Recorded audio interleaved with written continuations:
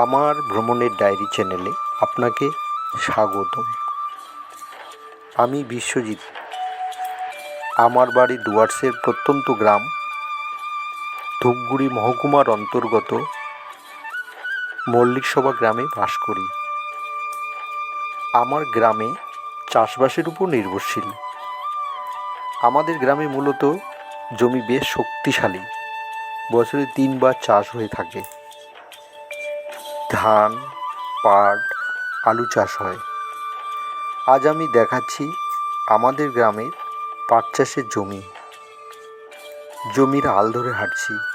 আলের দুপাশে পাট গাছ খুব ভালো হয়েছে এবার। ঘন পাট চাষ। গ্রামের পরিবেশ যাদের ভালো লাগে বেড়াতে আসতে পারেন আমাদের গ্রামে।